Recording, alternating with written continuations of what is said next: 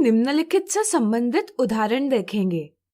एक दी हुई रेखा के समांतर उस बिंदु से होकर रेखा खींचना जो उस रेखा पर स्थित नहीं है।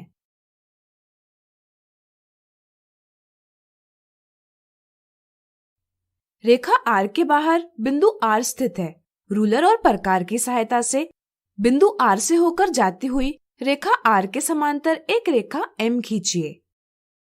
पहला चरण, हम रूलर की सहायता से एक रेखा R खींचेंगे। रेखा R के बाहर हम एक बिंदु अंकित करेंगे। बिंदु का नाम देंगे R। दूसरा चरण, अब हम रेखा R पर एक बिंदु अंकित करेंगे और नाम देंगे A। इसके बाद हम बिंदु R और बिंदु A को जोड़ेंगे। तीसरा चरण, अब प्रकार के नुकीले सिरे को बिंदु A पर रख के, यानी कि बिंदु A को केंद्र मानकर और कोई सुविधाजनक त्रिज्या लेकर एक चाप खींचेंगे जो रेखा R को बिंदु B पर प्रतिच्छेद करता है, रेखाखंड AR को बिंदु C पर प्रतिच्छेद करता है। चौथा चरण, प्रकार के फैलाव में बिना कोई परिवर्तन लाए, यानी कि वही त्रिज्या लेकर और बिंदु R केंद्र मानकर हम एक और चाप DE खींचेंगे। ये चाप रेखाखंड AR को बिंदु F पर प्रतिच्छेद करता है। पांचवा चरण, अब हम प्रकार के नुकीले सिरे को बिंदु B पर रखकर प्रकार के फैलाव को इस तरह समायोजित करेंगे कि पेंसिल की नोक बिंदु C पर रहे। छठा चरण, प्रकार के फैलाव में बिना कोई परिवर्तन लाए बिंदु F को केंद्र मानकर एक चाप खींचेंगे जो DE को बिंदु G पर काटता है। सातवां चरण, इसके बाद हम बिंदु R और बिंदु G से जाने वाली रेखा M खींचकर रचना पूरी कर लेंगे। यहाँ कोण RAB और कोण ARG एकांतर अंतः कोण है और रचना के आधार पर इन दोनों कोणों की माप बराबर है, इसलिए रेखा M और रेखा R समांतर है। इस प्रकार हमने रेखा R से समांतर और बिंदु R से जाने वाली रेखा M प्राप्त कर ली है। अगला उदाहरण, दर्शाए गए चित्र में त्रिभुज ABC की भुजा AC के समांतर लेकिन शीर्ष B से जाने वाली एक रेखा खींचिए।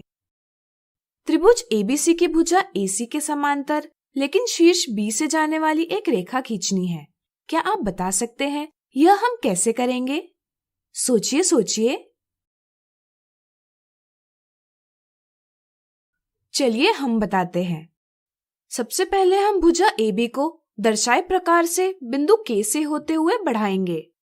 हम बिंदु A को केंद्र मानकर और सुविधाजनक त्रिज्या लेकर हम एक चाप खींचेंगे।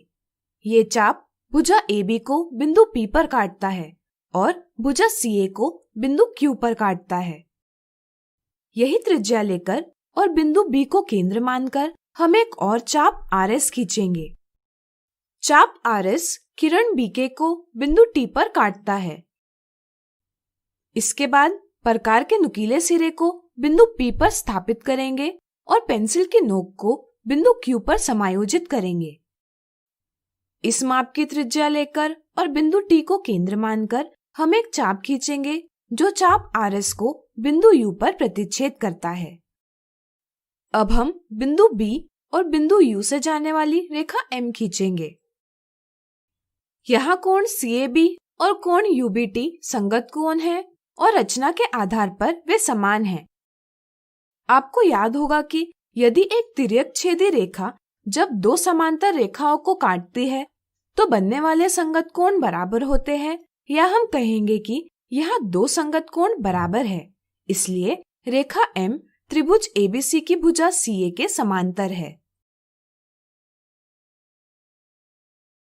आज हमने निम्नलिखित से संबंधित उदाहरण देखे। एक दी हुई रेखा के समांतर उस बिंदु से होकर रेखा खींचना जो उस रेखा पर स्थित नहीं है। अगले वीडियो में इससे संबंधित कुछ और उदाहरण देखेंगे।